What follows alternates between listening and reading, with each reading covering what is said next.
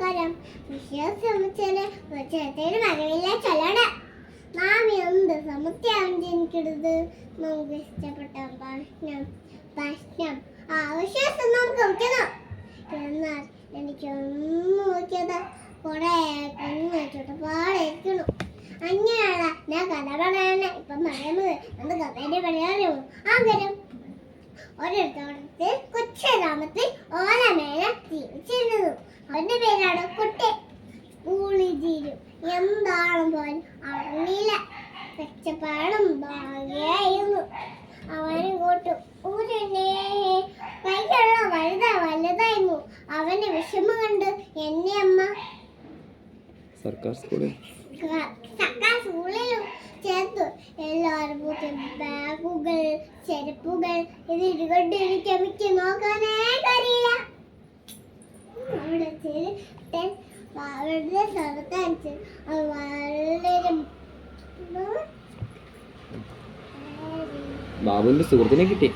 ബാബുവിന്റെ സുഹൃത്തിനെ കിട്ടി. വളരെ ധനികനായിരുന്നു. വളരെ നന്നായിരുന്നു. അവന്റെ വിഷമം കണ്ട് എന്റെ അമ്മ സർക്കാർ സ്കൂളിൽ ചേർത്തു. സർക്കാർ സ്കൂളിൽ എല്ലാവരും മൂല്യ ബാഗുകൾ ചെരുപ്പുകൾ ഇതിന് എനിക്ക് നോക്കാനേ കഴിയില്ല. അന്ന് അവിടെ ചെറുക്കുട്ടൻ വലിയ ധനികനായിരുന്നു. കുട്ടൻ ബാബുവിനോട് ചോദിച്ചു. കുട്ടൻ ബാബുവിന് ചോദിച്ചു എന്റെ വീട് ഓടാനോ ആലായിരുന്നു.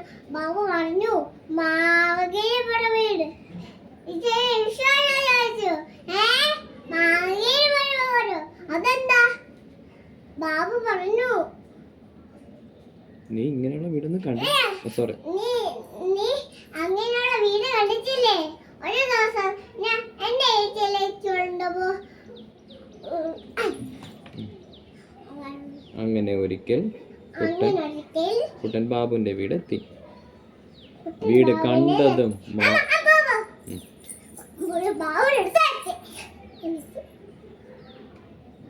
കുട്ടൻ അതിശയത്തോട് നോക്കി. കൊട്ടാരം പോലെ ഉണ്ടല്ലോ.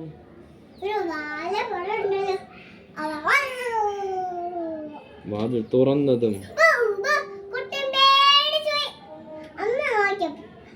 അതേപോലെ മറ്റൊരു വീട്.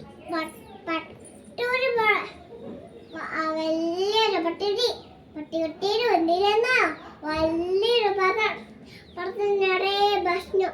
ഇതുകൊണ്ട് എനിക്ക് അമ്മയ്ക്ക് നോക്കാനേ കഴിയില്ല.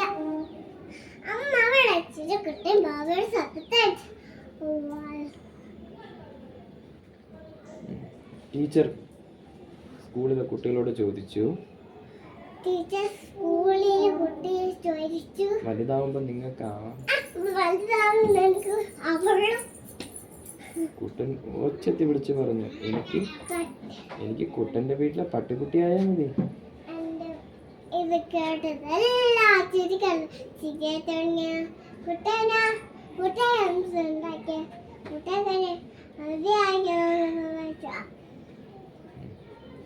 നന്ദി, നമസ്കാരം.